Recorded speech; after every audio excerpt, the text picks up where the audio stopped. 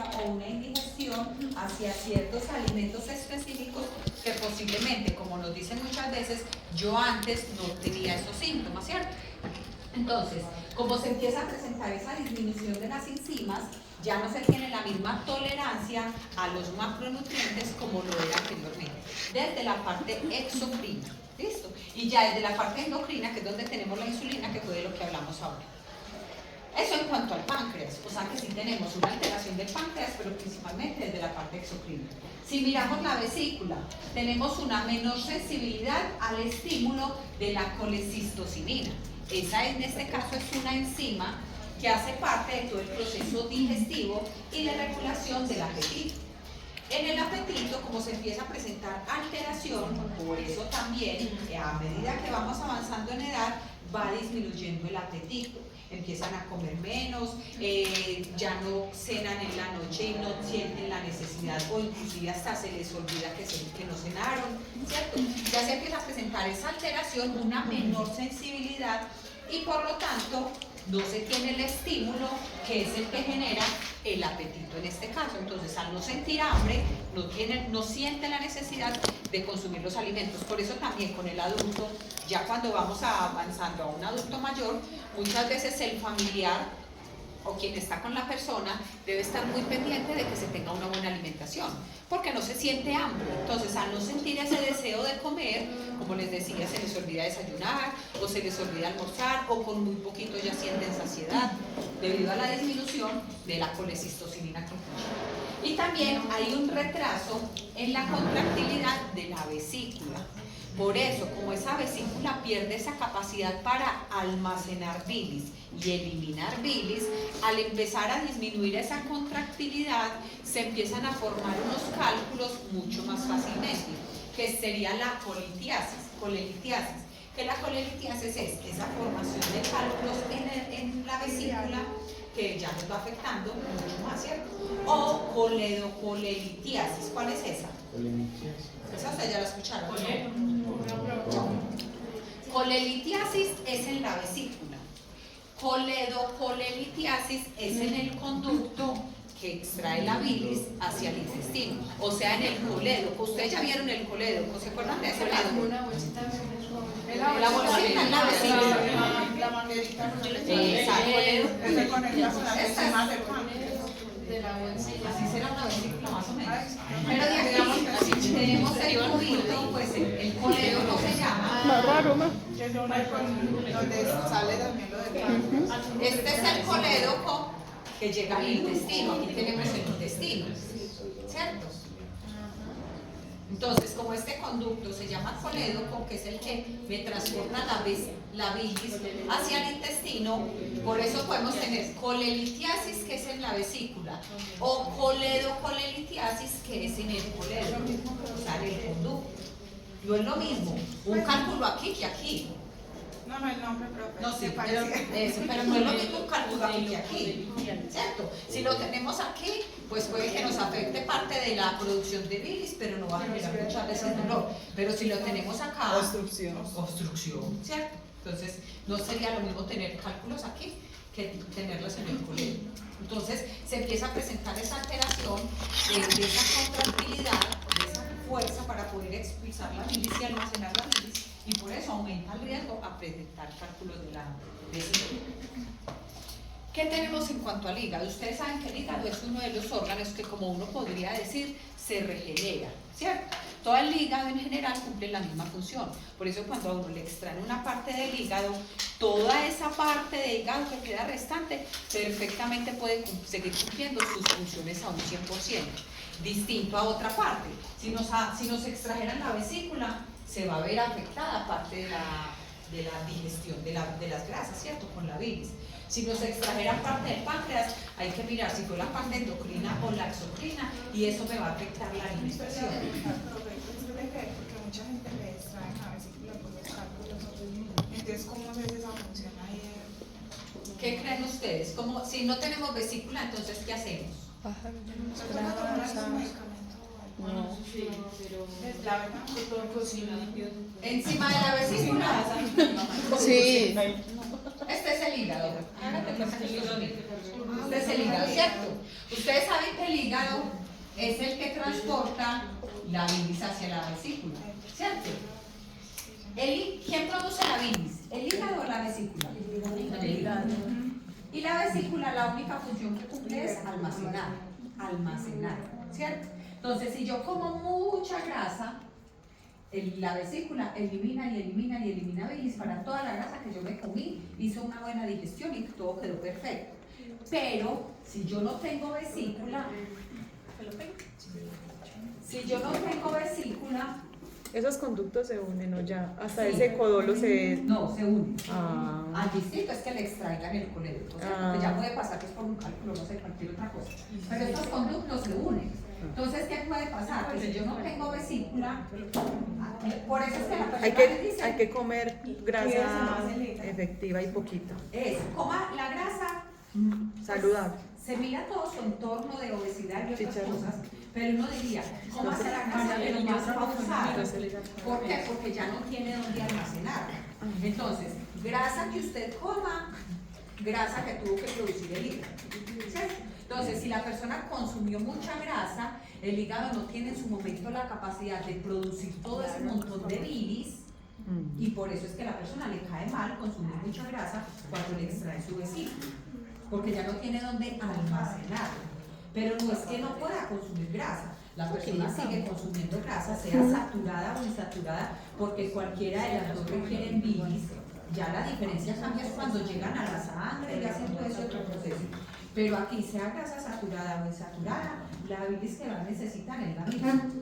La diferencia es que como ya no tenemos dónde guardarla, ¿cierto? Dónde tener ese almacenamiento para cuando llegara la grasa, ya debemos comer o más poquito o más pausado, porque a medida que comemos, el hígado va a producir.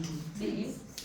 Entonces la ingesta de grasa continúa, solo que en menor cantidad, porque si come mucha grasa, como no va a tener la capacidad de producir tanta bilis, pues obviamente le va a dar cólico, malestar, diarrea, ¿cierto? Entonces, esa es la única diferencia cuando no hay vesícula. Por eso que no haya vesícula, la producción de bilis continúa igual, solo que ya no hay donde almacenar. Entonces, ¿qué pasa con el hígado? El hígado como tal, dice aquí, no tiene alteraciones especiales. Las alteraciones del hígado, todas están relacionadas a hábitos.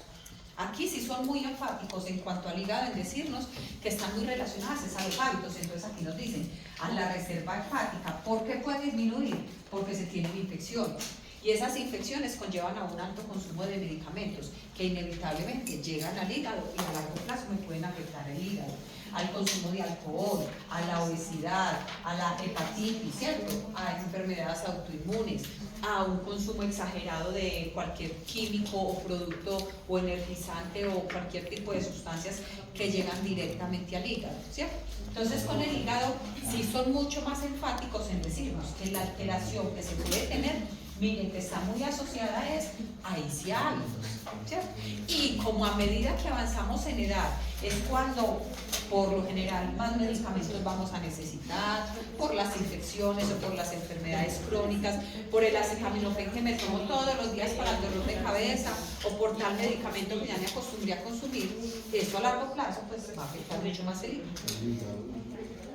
Disminuye el flujo sanguíneo en el hígado, no en el torrente sanguíneo, no en mi cuerpo, porque ya vimos que no. El flujo sanguíneo en el hígado y la síntesis proteica. Por eso es que el hígado es un órgano que, aunque se regenera, pues en este caso, o por lo menos gran parte de su hígado cumple su función al 100%, debemos tratar al máximo de evitar esos compuestos tóxicos y esa saturación, porque todo lo que nosotros consumimos, todo llega al hígado. Sea bueno, sea malo, sea saludable, no sea saludable. Como todos esos compuestos pasan por el hígado, se ven afectados con esos malos hábitos. ¿Qué falla hay en él cuando se diagnostica así hígado graso?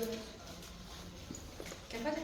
Pues qué falla tiene el hígado cuando se diagnostica hígado graso, pues que es como esas enfermedades que ahora están tan potentes. Lo que pasa es que cuando se identifica hígado graso, hace más referencia a esa parte externa que cubre el hígado, ¿cierto? No es interno en el hígado que esté cubierto con grasa, sino que es la parte interna, como cuando uno habla de la grasa visceral, que está muy relacionada al hígado graso. Inclusive en esta parte aquí, aquí que nos hablaban, por aquí yo lo tenía, aquí que había puesto grasa visceral. La grasa visceral también es uno de los cambios que se tiene a medida que avanzan en edad, porque es mucho más alta en las personas y mucho más en mujeres después de la menopausia. Entonces la grasa visceral conlleva mucho a hígado graso, pero ese hígado graso no es interno, sino que es el cubrimiento de ese hígado graso por el alto exceso en el consumo principalmente de azúcares o de carbohidratos. Es lo que más conlleva a hígado graso. Que por eso cuando a uno le hablan de hígado graso, realmente pues hay que controlar el consumo de grasas, pero lo principal a restringir es el consumo de carbohidratos, sea simples o complejos, porque es lo que conlleva más fácilmente a que se tenga ese hígado graso. Y lo otro que tenemos, lo último de este sistema digestivo, es el intestino. En el intestino se tiene una tendencia a la atrofia de la mucosa. La microbiota intestinal cada vez se ha estudiado mucho más y cada vez la han descubierto, desde la parte científica e investigativa, cada vez se han descubierto muchos más beneficios e interacciones de la microbiota intestinal con el sistema nervioso, con el sistema digestivo, con la parte cardiovascular, con un montón de enfermedades. ¿Cómo? Eso, con el sistema inmune. Mejor dicho, la microbiota intestinal. Ustedes de pronto han visto ya, pues a este punto que van del semestre, ¿ya han visto mucho acerca de la microbiota o qué tanto? Todavía no. Listo, para saber.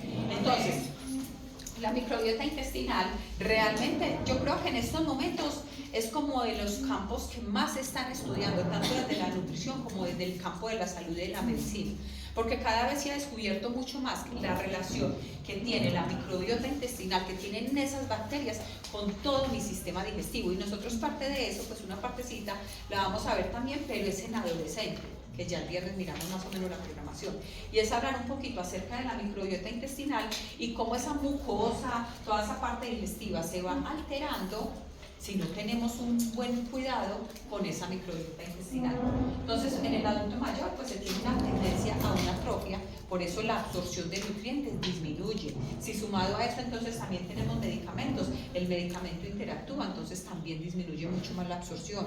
Si sumado a eso tenemos, no sé, enfermedades, otras complicaciones que lo vayan afectando mucho más. Se tiene una menor absorción y algunas vitaminas como la vitamina B6 y el calcio, y es muy habitual el déficit de vitamina B12. Hoy en día, exacto, hoy en día la vitamina D, dije B12, perdón. Hoy en día la vitamina D es demasiado deficiente. Si lo mira, sí, la B12 que la tenemos por acá. Si miramos la vitamina D, una de las grandes, ¿dónde encontramos la vitamina D? ¿En qué alimentos? En los pescados. En el pescado principalmente, ¿cierto? Y en algunos lácteos, pero los lácteos que son enriquecidos con vitamina D. Porque si de pronto han visto el empaque, dice enriquecido con vitamina D, ¿cierto? Porque el lácteo como tal no tiene casi vitamina D. Vienen enriquecidos con vitamina D. Más que todo se encuentra la vitamina D es en el pescado y en el sol. Ustedes saben que el sol ayuda a sintetizar la vitamina D. Un estimulador. Exacto. Como nosotros en Antioquia, mirándolo de manera general según las encuestas de alimentación, el consumo de nosotros de pescado no es muy alto. Por eso es que tendemos mucho a la deficiencia de vitamina D.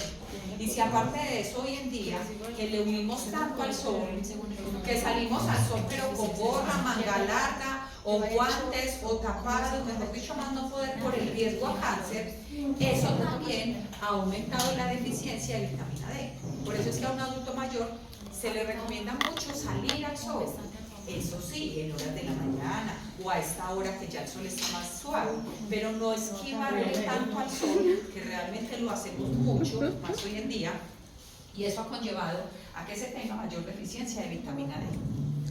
Entonces, en el adulto mayor se recomienda demasiado salir a recibir solecito, porque eso ayuda mucho para esa síntesis de vitamina D, lo que va muy relacionado pues a la mineralización ósea, ¿cierto? Que es tan habitual la osteoporosis y que con mayor razón necesitamos un buen aporte de vitamina D para que nos ayude a esa calcificación. La deficiencia de lactasa también, cada vez empieza a tener más intolerancia a los lácteos, ya le empiezan a caer un poquito más mal, por lo mismo, porque la lactasa empieza a disminuir su producción como tal y a generar una mayor intolerancia. Los fármacos muchas veces contribuyen a que se tenga, si hablamos de la colestiramina, que es un medicamento para ayudar a disminuir el colesterol, ese medicamento, como ayuda a disminuir, encapsula el colesterol y lo ayuda a eliminar, al mismo tiempo se lleva vitaminas liposolubles, ¿cierto? Las que se adhieren a la grasa. Entonces son medicamentos que influyen para que se tenga una menor absorción de vitaminas liposolubles. Aquí podemos hablar de la vitamina D, ¿cierto? Que es una vitamina liposoluble. O sea que también nos influye para que haya menor absorción de vitamina D. ¿Para qué sirve la furosemida? Es como un diurético. Es un diurético, sirve para eliminar. ¿En quiénes? En quienes tienen enfermedad renal, o en quienes tienen retención de líquido, o en quienes sufren de la presión arterial, pero por algún motivo necesitan tener una alta eliminación de líquido. Cuando yo elimino mucho líquido, lo que hablábamos ahorita desde la parte renal, quiere decir que orino mucho, ¿cierto? Elimino mucho. Entre más elimine, más minerales estoy perdiendo. Si es porque estoy comiendo muy bien y tomando mucha agua, el cuerpo se regula.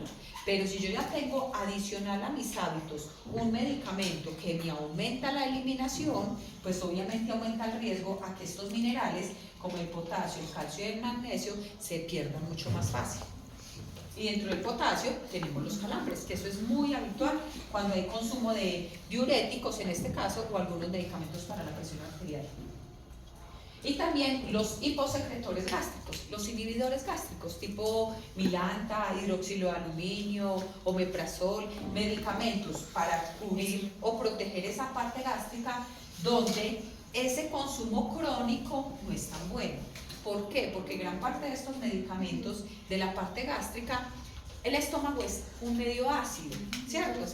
¿Qué es lo que hacen los medicamentos? Llevarnos a un estado un poco más básico o alcalino, ¿cierto? Cualquiera de los dos, llevarnos a ese otro estado para no tener tanta acidez. Pero cuando el cuerpo ya se acostumbra a mantenerse en un estado alcalino, la acidez, una de las grandes ventajas es ayudar a la destrucción de bacterias. ¿De cuáles bacterias? De lo que nosotros nos comemos, cuando comemos algo sin lavarnos las manos o cuando comemos en la calle cosas contaminadas, que es inevitable. El estómago ayuda mucho en esa destrucción de bacterias con su acidez.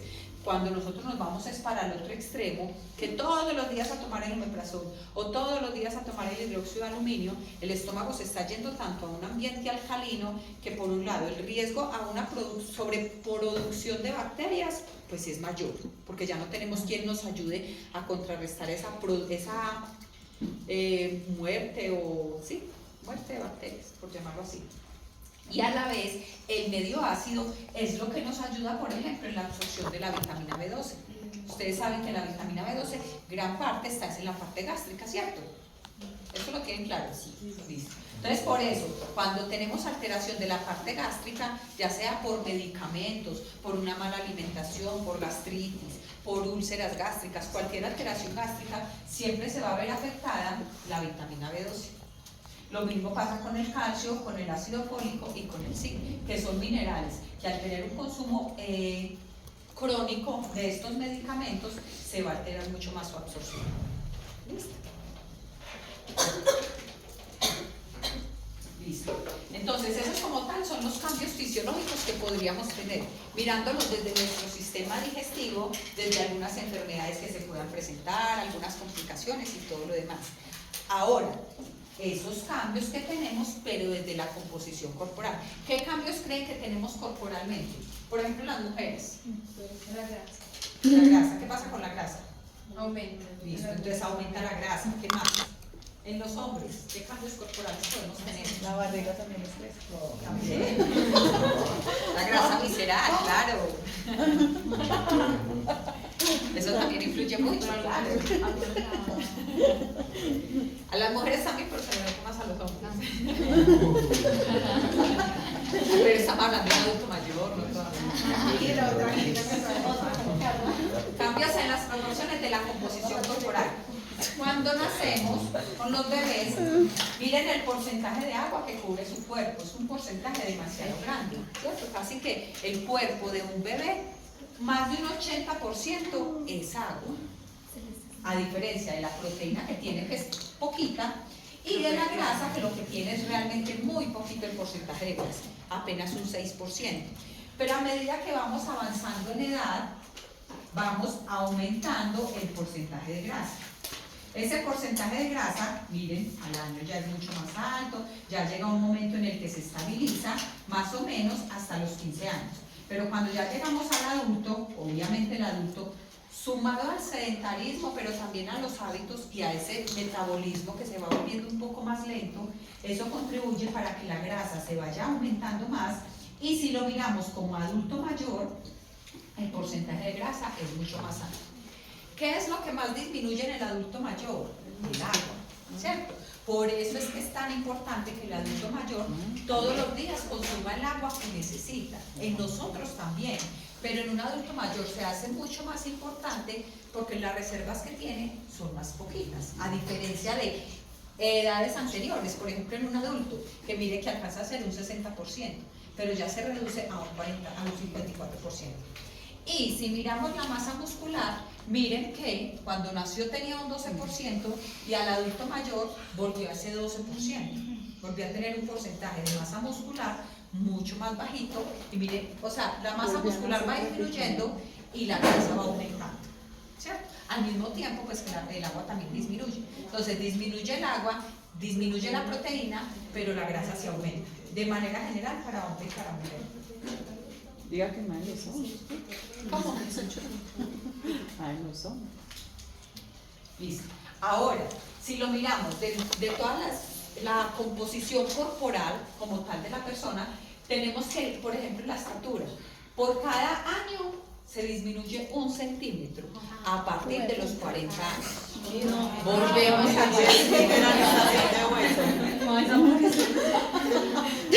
volvemos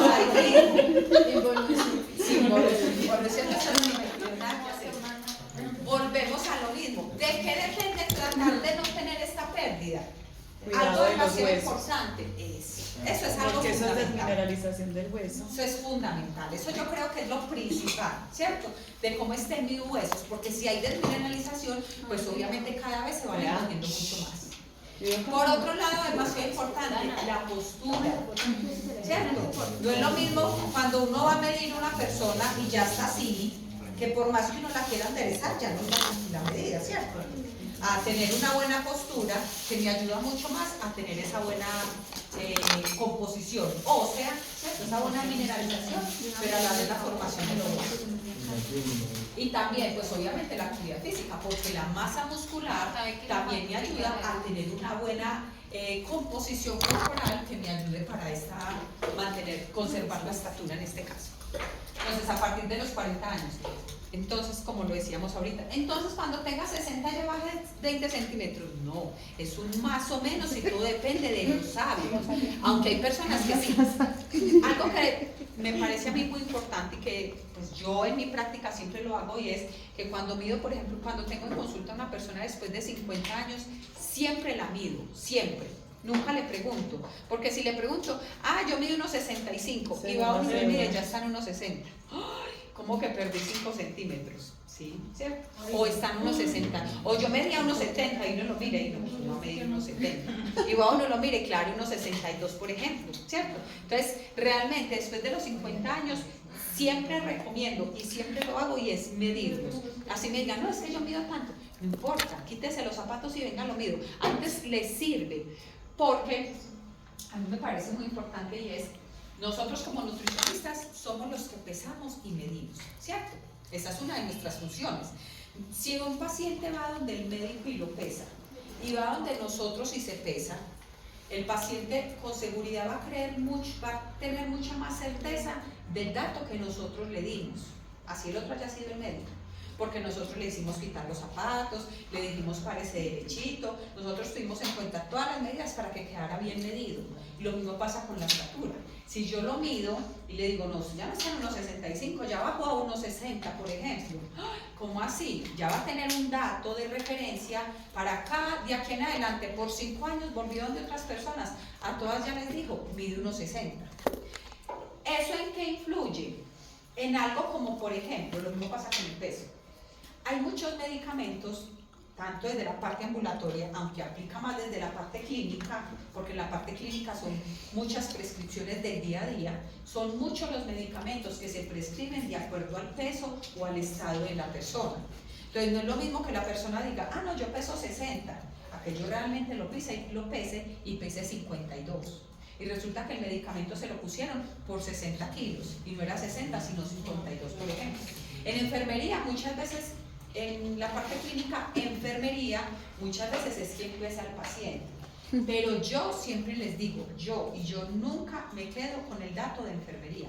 No porque lo haga mal, sino porque enfermería tiene tantas ocupaciones haciendo otras que medio lo pesó y ya, ¿cierto? No lo hizo como lo hacemos nosotros. Entonces, volvemos a lo mismo. Si el médico necesita el dato del peso, enfermería le da un dato y nutrición le da otro dato, ¿a quién le va a creer el médico? Nutrición. Ténganlo por seguro que nos va a creer es a nosotros, porque saben que nosotros sí tuvimos buen pie en la técnica, por lo menos lo hicimos para que se le dificulta caminar. Venga despacio, se para, sin afán, quítese los zapatos, le ayudamos, hacemos todo para que quede un buen dato.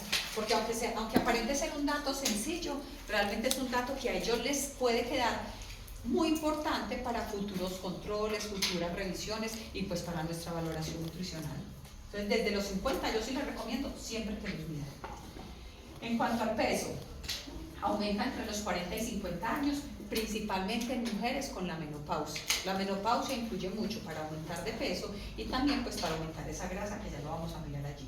Y disminuye a partir de los 70, inevitable, volvemos al riesgo a sarcopenia, ¿cierto? O a la misma quietud, el solo hecho de ya estar más sentadito, ya no poder salir solo a hacer las vueltas y cosas así.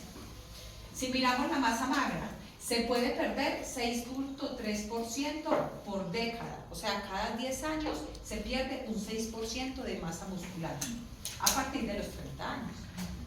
El aceleramiento de la pérdida después de los 60 años es más pronunciado en hombres que en mujeres, o sea que se pierde más masa muscular en hombres que en mujeres, que influye que los hombres en la edad adulta tienen más masa muscular que las mujeres tenemos más grasa.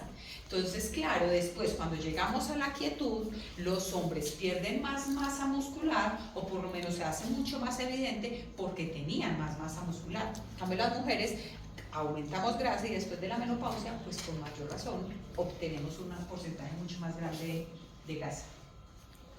En cuanto a la mineralización ósea, hay un desequilibrio entre la creación y la destrucción del tejido óseo.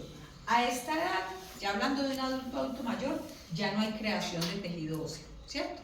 Ya solamente es recoger, cuidar todas las reservas que obtuvimos hasta los 20 años y cuidarlas para que nos duren por el resto de la vida. Pero a esta edad, nosotros ya no vamos a crear masa ósea, ya es lo que tenemos. Ya que lo que necesitamos es tener un muy buen consumo de calcio, de vitamina D, de fósforo, de diferentes minerales, para que la mineralización ósea o la masa ósea no se deteriore. Conlleva un aumento de la fragilidad. La fragilidad es un término que se está utilizando en los últimos años mucho desde la parte clínica y desde la parte nutricional. Inclusive hay muchas escalas, que ya más adelante se las voy a mostrar, que nos ayudan a medir la fragilidad. La fragilidad en este caso es el riesgo a tener una caída, a tener una fractura, que se mide mucho en el adulto mayor. La pérdida es menor en los hombres y la testosterona, que es principalmente producción de los hombres en los testículos, disminuye de una manera más gradual que los estrógenos. Quiere decir que los estrógenos se aceleran mucho más rápido su disminución, precisamente por la menopausia, ¿cierto? La menopausia influye para que disminuyamos muchísimo más los estrógenos que la testosterona en los hombres. Por eso las mujeres, el cambio hormonal y más en la menopausia es muchísimo más grande y mucho más marcado, a diferencia de los hombres. Y por eso es que a la menopausia hay que ponerle muchísimo cuidado, porque en la menopausia es donde se puede presentar ese pico de desmineralización ósea, o ese pico de aumento de grasa, o ese pico de pérdida de masa muscular. Mejor dicho, durante el periodo de transición de la menopausia, los hábitos y estilos de vida se deben reforzar demasiado para poder, como quien dice, tener ese trance y no haber tenido un impacto tan grande para el resto de vida que viene, que más en las mujeres. Y la masa grasa que mire que esta se disminuye, pero esta es la que aumenta, de 0.3 a 0.4 kilos al año en hombres y en mujeres. Y aumenta el perímetro abdominal. Por lo tanto, el riesgo cardiovascular es mucho más grande, porque el perímetro abdominal está asociado a ese riesgo cardiovascular. Y si hay perímetro abdominal que nos conlleve a una obesidad, también va a conllevar a una resistencia a la insulina. ¿Sí? Profe, en esa parte que está aumentando la menopausia, ¿la andropausia es un mito o es real? ¿Y qué es eso? Andropausia. Es como la menopausia en los hombres. Ah, O sea, que es como pérdida de testosterona. yo Que creería haya pérdida, sí, es Es que son inevitable. cambios. Hasta Y ese llegar. cambio influye en su carácter. Que haya pérdidas sí es inevitable, inclusive siempre en todas las literaturas dicen, obviamente que hay pérdida de la testosterona, que es más rápida y más acelerada los estrógenos que la testosterona, pero que sea mito real, pues no sabría. Porque no, pues yo solamente he visto, porque he estado como consultando y mirando, he visto un artículo que habla sobre, porque ellos también tienen cambios de humor, también se ponen depresivos, Pero, o sea, ¿sabes qué? Eso lo relacionan más con el ¿cómo se dice? Gonadismo.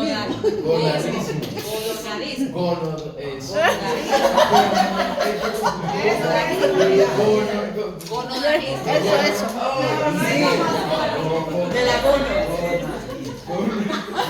Bueno, pues con eso se relaciona más por lo que dice la compañera Kat, de que empiezan a haber factores como el estrés, la testosterona influye demasiado y creo que hicieron como una revisión sistemática, un estudio a través del tiempo y que se ve relacionado con factores de que pues ya el hombre no puede actuar igual, entonces se empiezan a ver reflejados esos cambios. Sí, o sea, Pero que se haya llama más cambios. así. ¿Y por qué? ¿Cómo? O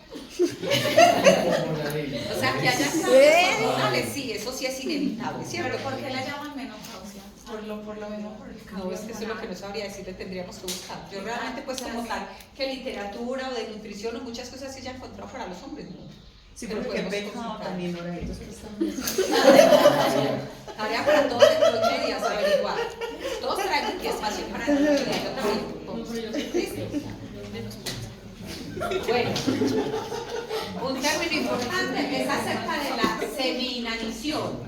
Cuando hay una seminanición, inanición. Ustedes saben qué es inanición, ¿cierto? Semi es como un medio. Exacto. Entonces ahí está. Un medio. Exacto. Entonces cuando hay una seminanición es como cuando se tiene un balance negativo, ¿cierto?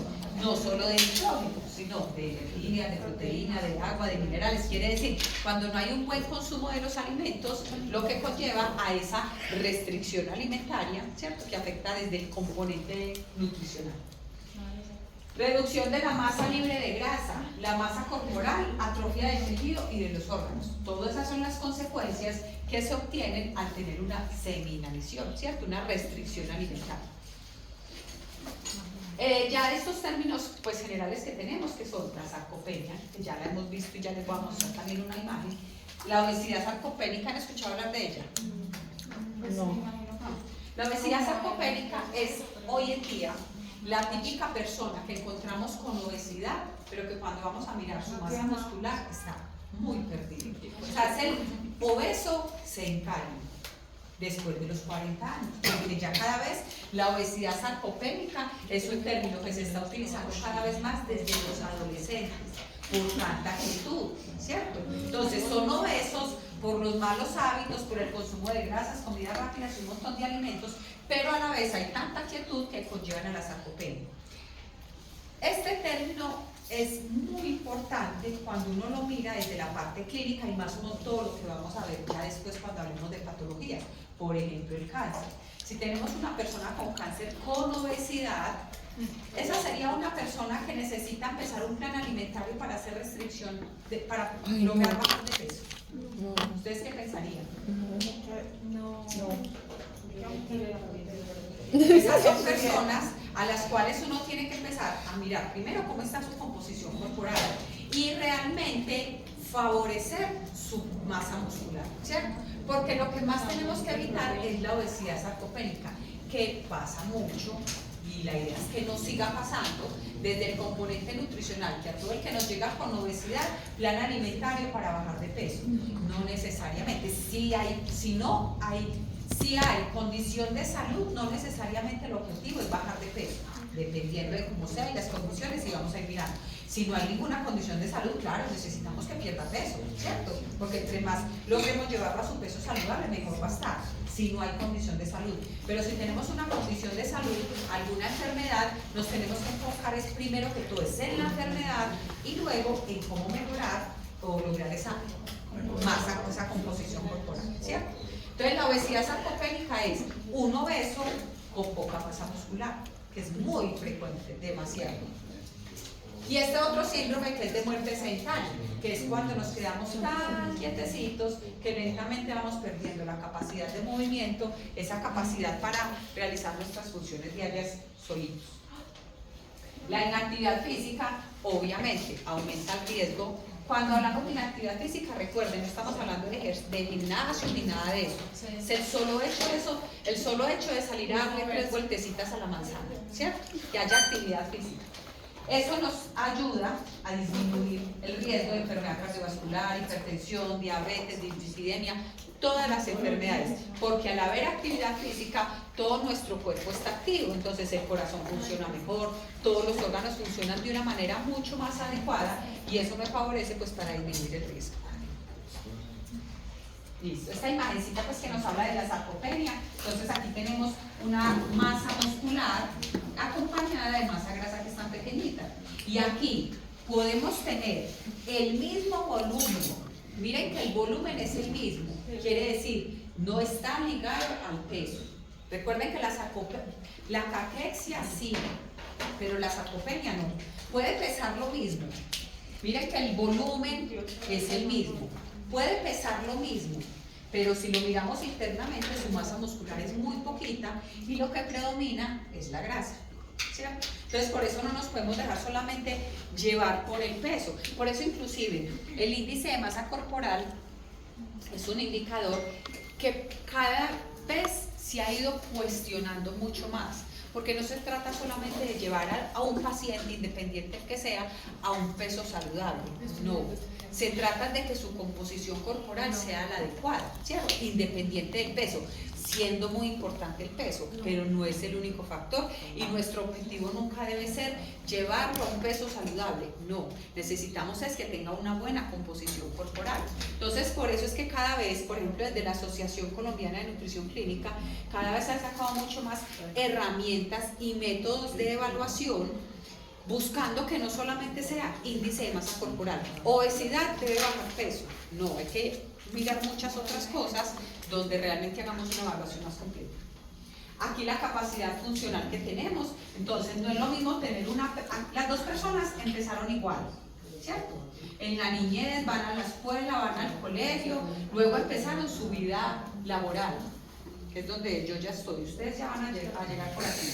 Entonces a partir de aquí, ya ustedes empiezan a decidir si se van a una inactividad física, tipo estar en el computador todo el día, ¿cierto? Estar trabajando todo el tiempo sentados, o así sea uno aquí parado, uno está haciendo inactividad física, así estemos aquí de pie. Si estamos muy sedentarios, o si realmente tenemos un estilo de vida un poco más activo, que los dos inevitables van a llegar al mismo punto. Los dos van a llegar, pues, finalmente, a la muerte, que es inevitable. Pero puede que sea de una manera mucho más gradual y mucho más saludable, o con un pico de descenso mucho más fácil, ¿cierto? Pérdida funcional sin cuidados adecuados, o persona que sigue una dieta, no dieta, estilo de vida, o plan alimentario, o hábitos saludables, y el ejercicio. Y ya esta última. Esa pena la buena. Y ya esta última, que es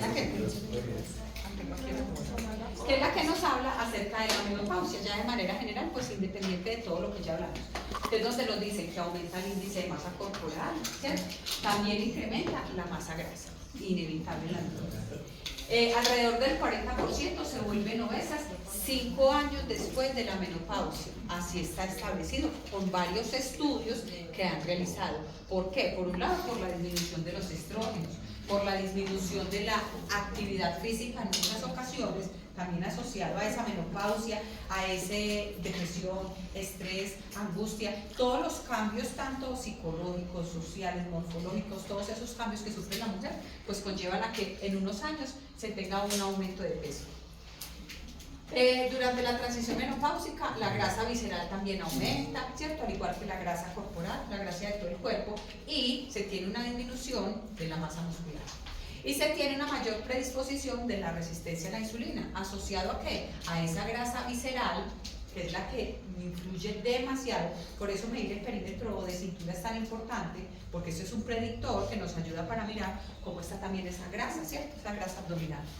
Entonces también aumenta el riesgo a presentar diferentes enfermedades asociado a la grasa abdominal, que también se tiene con mayor predisposición. Bueno, no era la última, qué pena, tengo otra. Listo, esta última. Ahora sí, como tal, ¿cuál es el reto para todos nosotros? Si lo miramos desde todos esos cambios morfológicos, fisiológicos y de manera general que tiene un adulto, y es conseguir un envejecimiento saludable y activo.